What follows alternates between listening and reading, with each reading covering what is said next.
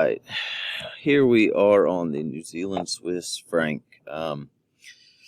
So this one is I'm on the daily right now. We had a clear downtrend, so I saw this hold in this area, this break above that came to this support resistance and pushed down. Actually pushed down quite strongly, and I was looking for a counter trend buy in this area. So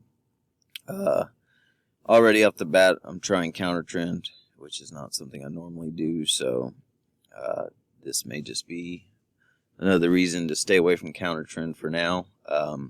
This is actually one Lucas had posted up on his watch list. I just don't think it was ready yet, even for counter trend. Like I said, it's a little bit out of my scope. I'm riding off the daily for one, so already this one's against me. But what I was looking for was, like I said, a pullback to here, and we are coming in pretty hot too. And I immediately went down, skipped plenty of time frames and went down to my 15-minute on this.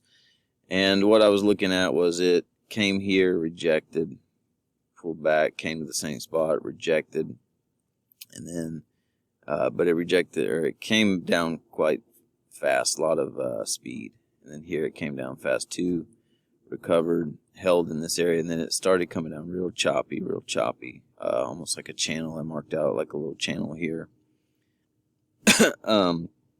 And as it started to roll over, about the time I get into the office, it started to roll over.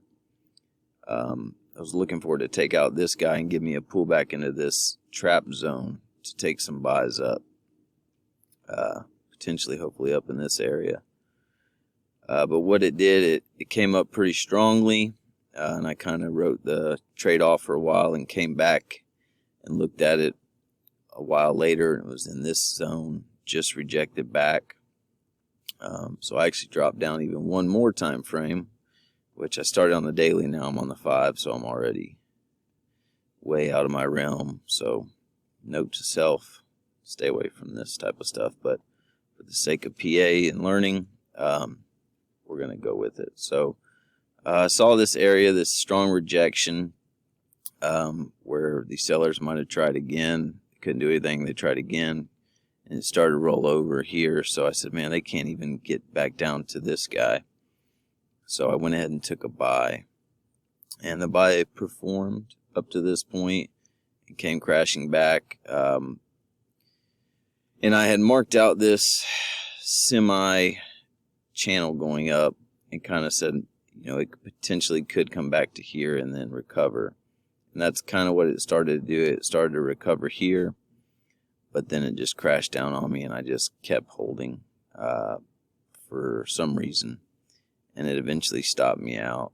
So on the 15, it was basically, it rejected and then just came down and took me immediately out on the 15. That's pretty much why I held on to it, in hopes that this was going to recover. But it never did. So that was a full R stop. And then as it came down, I was still watching it. And I went back to my 5, which is once again a no-no. It came down and recovered, and that's when I thought, man, it's going to recover. It's going to be a little bounce trade. So I took an entry right here at the very top of this, and it immediately came back down. I only took half size on this. I didn't do full size just because I didn't want to lose more, just in case. And it just barely stopped me out because I have my stops a little tight. If I would have had my stops a little better, it wouldn't have immediately took me out. I could have eventually closed after all this dragging and possibly made some profit. But so that was basically this trade that I don't want to do again. There were no real traps, other than, I guess you could say this was a trap. I was looking for and that's kind of why I took this entry, because I was like, maybe he never actually got back to this trap sellers down here. So maybe he just needed to come back as a seller, hit this trap, and then go. But that wasn't the case. Once again, no volume, no news today. So there was no volume behind it, no news release to propel this back up. from this potential trap. So all in all, this was definitely out of my scope. The time frame started off on the daily, and then I found myself on the 5 minutes. So that was plenty of jumping time frames.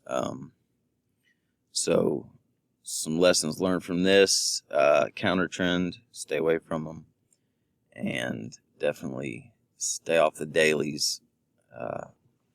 And daily to 5 minute time frame is no good. So, all right. Any suggestions? Any feedbacks? Always awesome, and I appreciate it.